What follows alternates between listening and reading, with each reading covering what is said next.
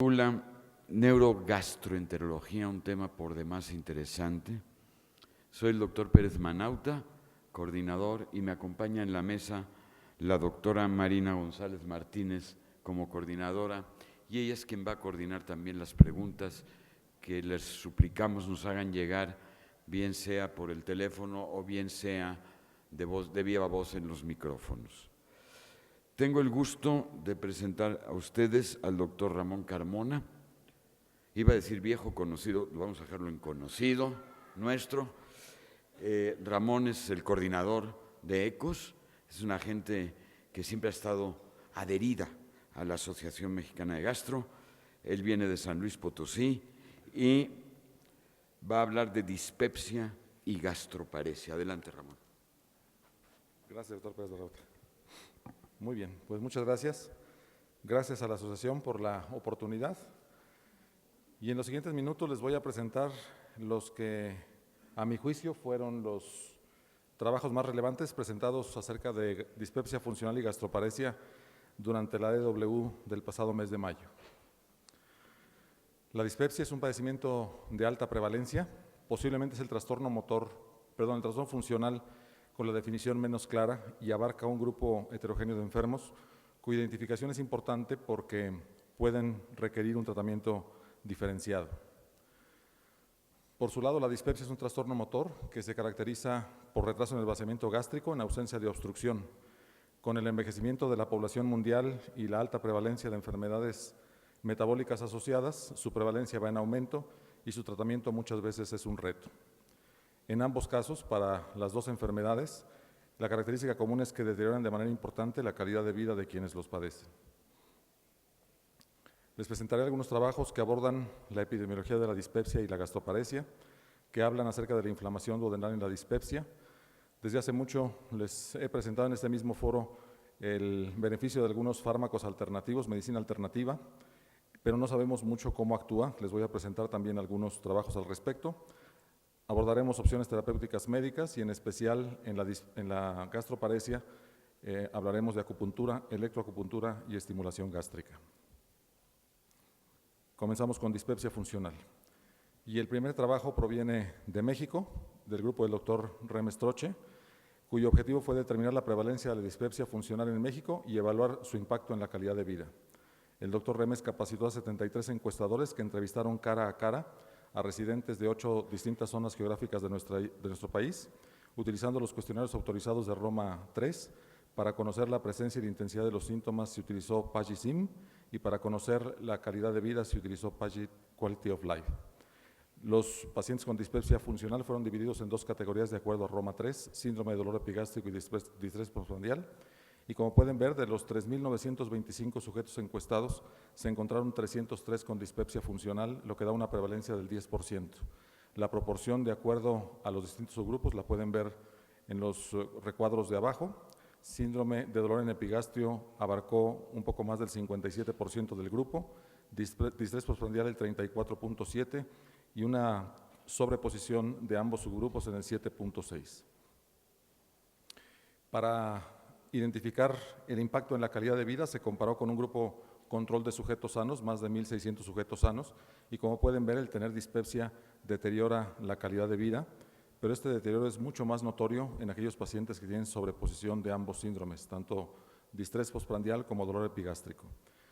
Con lo cual, los autores concluyen que la prevalencia de la dispepsia funcional en México es similar a la informada en la literatura mundial y es más común en mujeres, cosa que no mencioné, en la primera diapositiva. Y el tener dispepsia afecta significativamente la calidad de vida, especialmente cuando coexisten dolor y distrés postprandial. El segundo estudio que les presento intenta analizar el efecto de la actividad física en la dispepsia. Y para esto los autores encuestaron más de 3.100 sujetos, identificando una prevalencia de dispepsia del 14%. La frecuencia con la que practicaban caminata, ejercicio moderado y ejercicio intenso fue menor en sujetos con dispepsia en comparación con los controles, como pueden ver aquí. Pero incluso en los que se ejercitaban, la frecuencia del ejercicio fue mucho menor en los pacientes con dispepsia funcional en comparación con controles. Al hacer un análisis multivariado, solo la caminata permaneció con diferencia significativa. De tal manera que los autores concluyen que existe una asociación entre la dispepsia y los bajos niveles de ejercicio. Diversos estudios durante esta semana de enfermedades digestivas evaluaron el papel de la inflamación duodenal en la dispepsia. Y es que desde hace un buen tiempo sabemos que el duodeno es una sola clave para la generación y el lugar donde se disparan muchos de los síntomas en la dispepsia, pero en los últimos años la evidencia creciente apunta hacia un papel relevante de la infiltración por células inflamatorias, en especial linfocitos y eosinófilos. En especial los eosinófilos son un punto de unión entre la inmunidad innata y la adaptativa, son relevantes en la inflamación alérgica, liberan citocinas que disparan excitación neuronal, espasmo muscular y generan dolor, y aún con todo este conocimiento su papel en la dispepsia funcional aún no se define con claridad. Les presento brevemente las conclusiones de 3 trabajos que evaluaron o intentaron ver el papel de la infiltración por eosinófilos en diferentes aspectos en pacientes con dispepsia. En el primero, de Leite y colaboradores, encontraron que la cuenta media de linfocitos intraepiteliales duodenales fue significativamente mayor en los pacientes infectados por Helicobacter pylori en comparación con quienes no tenían esta infección. Esto hace pensar que puede haber un mecanismo fisiopatológico diferente al que conocemos de cómo la bacteria puede generar síntomas dispépticos. El segundo estudio, procedente de un grupo de trabajo de Holanda, al comparar las biopsias duodenales de sujetos con dispepsia funcional y controles sanos, usando métodos de inmunistoquímica y microscopía electrónica, detectaron cambios ultraestructurales indicativos de activación de eosinófilos en pacientes con dispepsia por primera vez. El buen diseño y la elegancia de este estudio, además de sus hallazgos inéditos, los hicieron merecedores a un reconocimiento durante la sesión de trabajos orales. Y un trabajo más interesante en pacientes con dispepsia funcional tipo dolor, que fueron tratados con inhibidores de bomba de protones, se observó una tendencia hacia la mejoría clínica en la reducción significativa del número de eosinófilos duodenales. Por el contrario, aquellos sujetos con distrés no tuvieron cambios en los síntomas ni tampoco mejoría histológica. Esto abre la posibilidad hacia un mecanismo de acción diferente de los inhibidores de bomba de protones, más allá de la inhibición del ácido gástrico que todos conocemos. Pero esto tiene de alguna manera una aplicación práctica. Y les presento este estudio, también procedente de México. El doctor Huerta Higa, de la ciudad de Torreón, presentó durante la ADW este trabajo, cuyo objetivo fue establecer la eficacia de la budesonida en el control sintomático y en la mejoría histológica de pacientes con duodenitis microscópica. El doctor Huerta Higa reclutó pacientes con dispepsia refractaria que tuvieran además duodenitis microscópica y les administró 9 miligramos de budesonide al día por 6 semanas. Logró reclutar 90 pacientes. Él definió una respuesta sintomática satisfactoria cuando los pacientes lograban más de 50% del alivio en la intensidad de los síntomas y observan que 68 de los 90 pacientes lograron este objetivo a las 2 semanas y 76 pacientes lograron este objetivo a las 6 semanas. Quiere decir que tuvo una respuesta final satisfactoria en el 84% de los casos. En algunos, hay que reconocer, pocos pacientes que se pudo seguir con una biopsia post-tratamiento, se observó normalización en el 78%, no se observaron efectos indeseables graves del fármaco y en un poco más de 70 pacientes en quienes se pudo hacer un seguimiento a 1 año se observó recurrencia en una tercera parte de ese grupo. Los autores concluyen que la budesonida es efectiva, segura y bien tolerada en el tratamiento de las duodenitis microscópicas. Hay que reconocer que ese es un estudio abierto, no comparativo, pero con buenos resultados y que obliga a la realización de estudios de mejor diseño para confirmar los resultados. Durante mucho tiempo nos hemos percatado de que existe una sobreposición importante entre los trastornos funcionales digestivos, algo de lo que el doctor Remes nos va a hablar, y es un hecho que muchos pacientes con dispepsia se quejan de distensión o hinchazón abdominal como un síntoma importante. Por otro lado, la rifaximina ha mostrado buenos resultados en el tratamiento de pacientes con síndrome de intestino irritable, por lo que los autores de ese trabajo hicieron la investigación con el fin de evaluar el efecto de la rifaximina en el tratamiento de la dispepsia funcional. Reclutaron 81 pacientes con dispepsia funcional, sin lesiones por endoscopía y sin helicobacter, que fueron sorteados para recibir rifaximina 400 miligramos 3 veces al día o placebo por 14 días. Como resultados, observaron una mejoría significativa de los síntomas globales en la dispepsia, aunque no observaron respuesta en síntomas individuales como dolor, náusea o eructos. El mayor efecto benéfico del antibiótico fue sobre la hinchazón abdominal o el bloating. Los autores concluyen que la rifaximina es efectiva en el tratamiento de la dispepsia puncional. Si bien es cierto que en el diseño de este estudio los investigadores hicieron un esfuerzo por descartar, excluir desde el principio pacientes con sobreposición con síndrome de intestino irritable, no se puede descartar al 100% que esa medida haya sido efectiva. Los resultados son por demás interesantes y se requerirán estudios a gran escala para confirmar este hallazgo. En versiones previas de ECOS hemos hablado acerca de la utilidad de los compuestos herbolarios en el tratamiento de la dispepsia como opciones útiles, además con estudios muy bien diseñados y algunos de ellos con resultados verdaderamente buenos. Pero desconocemos hasta la fecha cuál es el mecanismo de acción de estos compuestos herbolarios. Y les presento 3 estudios que evaluaron a través de modelos murinos, estudios experimentales, el mecanismo de acción de estos compuestos.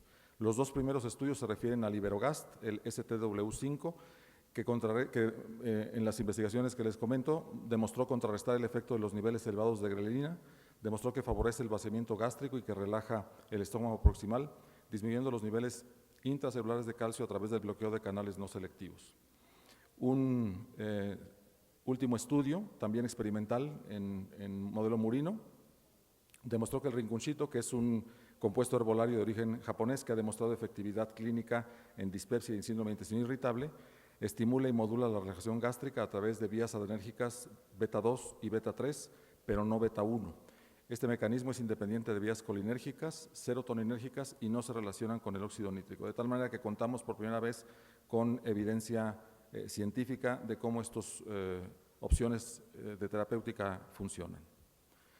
Pero la evidencia acerca de la utilidad herbolaria continúa y en esta semana de enfermedades digestivas se presentó este trabajo cuyo objetivo fue evaluar la eficacia de este compuesto herbolario, cuyo nombre no trataré ni siquiera de pronunciar, para el tratamiento de la dispepsia y para establecer la relación con las microalteraciones gástricas que se pueden detectar por endomicroscopía, además de la respuesta terapéutica. Se trata de un estudio de muy buen diseño, un ensayo controlado, ciego, aleatorizado, donde 185 pacientes fueron sorteados para recibir el compuesto herbolario, o bien mosaprida cuando se trataba de pacientes con distrés postprandial, u omeprazol cuando tenían dolor por 4 semanas. Realizaron endomicroscopía confocal y evaluación de síntomas antes y después del tratamiento. Y como resultado, el compuesto herbolario logró mejoría de la plenitud postprandial y del dolor epigástrico en pacientes con dispepsia, especialmente en aquellos que tuvieran menos defectos de la barrera de mucosa gástrica detectados por endomicroscopía. En los pacientes que tenían más defectos de la barrera de mucosa gástrica, el omeprazol, específicamente en aquellos con dolor, fue más útil para el control del dolor. Los resultados, la conclusión de los autores es que el compuesto herbolario es efectivo en el alivio de la plenitud y el dolor en la dispepsia funcional. Pero desde hace mucho tiempo utilizamos los antidepresivos a dosis bajas para el tratamiento sintomático de la dispepsia y su efecto sobre la comorbilidad psicológica o el estado de ánimo de los pacientes es todavía controversial. Con este objetivo, el detectar cambios en el bienestar psicológico en la respuesta al tratamiento con antidepresivo, los investigadores de este trabajo realizaron un estudio multicéntrico, controlado, doble ciego, aleatorizado y comparativo con placebo, en el que 292 pacientes fueron sorteados para recibir ya fuera amitriptilina o escitalopram por 12 semanas y evaluaron las diferencias en la depresión, en la ansiedad, la somatización y el estado anímico empleando 5 diferentes escalas, tanto antes como después del tratamiento.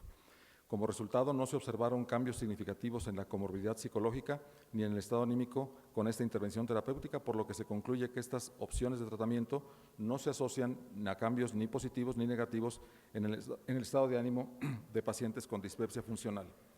Pero la controversia continúa porque, por otro lado, se presenta este trabajo que tiene por objetivo comparar la eficacia y la seguridad de la nortriptilina contra el placebo en la dispepsia. También es un estudio de buen diseño, controlado, doble ciego, aleatorizado, comparativo con placebo, en el que 61 pacientes con falla a tratamiento con inhibidor de bomba o procinético, dependiendo del subtipo de la dispepsia, fueron sorteados para recibir nortriptilina por la noche 10 miligramos o bien placebo durante 8 semanas. Los investigadores evaluaron el puntaje de los síntomas, la calidad de vida y la seguridad del fármaco, y como lo vemos frecuentemente en la práctica, una tercera parte de los pacientes abandonaron el estudio, no por efectos indeseables graves, sino por efectos indeseables menores. No se observaron cambios significativos en la reducción del puntaje sintomático ni en el componente físico del cuestionario SF36, pero la nortriptilina sí mejoró el componente mental. De tal manera que los investigadores concluyen que el uso de la nortriptilina, si bien no logra un alivio sintomático significativo, sí logra mejorar discretamente el puntaje del componente mental del cuestionario de calidad de vida que utilizaron para este estudio. Pasemos brevemente a gastroparesia. Los pacientes con gastroparesia, aunque sufren síntomas en verdad molestos y con mucha frecuencia incapacitantes, hay que reconocer que son síntomas inespecíficos y el diagnóstico con frecuencia o se llega por descartando otras opciones o bien confirmando que haya retraso en el vaciamiento gástrico y no haya fenómenos obstructivos que generen estos trastornos. De tal manera que el objetivo primario de este trabajo fue conocer la epidemiología de la gastroparesia, pero el objetivo secundario fue determinar qué tan frecuentemente la gastroparesia se diagnostica utilizando endoscopía y gamografía. Los autores tuvieron acceso a una plataforma de servicios médicos que abarca 22 proveedores de servicios, más de 43 millones de norteamericanos que están cubiertos en 340 hospitales a lo largo y ancho de la Unión Americana, y luego de revisar la base de datos, encontraron 69.950 casos de gastroparesia. Lo primero que llama la atención es una prevalencia muy por debajo de la que previamente se ha informado. 16% tenían diabetes tipo 1, 55% diabetes tipo 2 y en 28% de los casos se consideró idiopática. Y llama la atención cómo el 85% de los pacientes no tienen confirmación de diagnóstico ni por endoscopía ni por gamografía. Los autores concluyen que además de que la prevalencia encontrada por ellos es menor a la informada previamente, el diagnóstico de gastroparesia no se confirma en forma adecuada en la mayoría de los enfermos. También en otras versiones de ECOS les he presentado cómo la acupuntura y la electroacupuntura mejoran el funcionamiento gástrico y mejoran los síntomas de los pacientes, por lo que su potencial utilidad en la gastroparesia fue evaluada nuevamente a través de estudios aleatorizados y comparativos.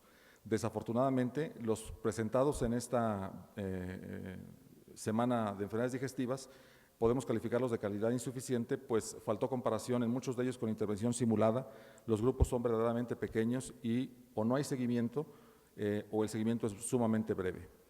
En términos generales, les puedo comentar que la acupuntura en los trabajos que se presentaron logró mejoría sintomática y de la calidad de vida, pero falló en demostrar cambios favorables en parámetros objetivos como el vaciamiento gástrico o los niveles de grelina.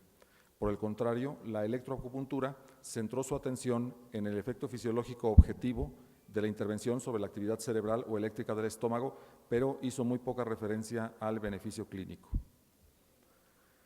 Finalmente, la electroestimulación gástrica sigue siendo un tratamiento controversial en la gastroparesia, pues si bien ha demostrado utilidad, la realidad es que la accesibilidad del procedimiento es todavía limitada incluso en los Estados Unidos y en muchos de los estudios o bien el diseño es malo o bien se emplean en pacientes pues, con una gastroparesia verdaderamente refractaria, lo cual hace que en cierta manera el procedimiento aparezca con cierta desventaja frente a otras opciones.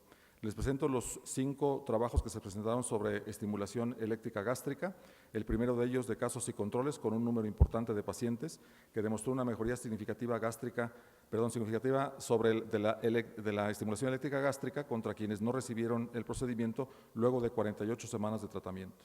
Los otros 4 trabajos, como pueden ver, incluyen números mucho menores de pacientes, son todos series de casos y de cierta manera todos indican una modesta o variable reducción de los síntomas, el primero de ellos destacando la reducción en el consumo de medicamentos, el segundo destacando la experiencia global positiva en una proporción no despreciable de enfermos. En otro destacan la efectividad de la estimulación eléctrica gástrica combinada con piloroplastía y en el último destacan cómo el utilizar un estimulador temporal puede ayudarnos a definir cuál de los pacientes verdaderamente mejorará con la implantación de un marcapaso definitivo. Con todo lo que les he presentado podemos concluir que la dispepsia funcional es un trastorno de alta prevalencia que deteriora la calidad de vida y se asocia a niveles bajos de actividad física, que el duodeno ha cobrado especial importancia en la dispepsia, principalmente cuando es infiltrado por células inflamatorias, en especial eosinófilos. Cada vez surge mayor información sobre la forma de cómo actúan diversas opciones de medicina alternativa, tanto para la dispepsia funcional y la gastroparesia, y los diseños de esos trabajos son en general bastante buenos, por lo que tendremos que estar pendientes de lo que surge en los siguientes años. Y la estimulación eléctrica gástrica continúa siendo un tratamiento controversial en la gastroparesia. Muchas gracias por su atención y felicidades a la Asociación Mexicana de Gastroenterología por su 80 aniversario.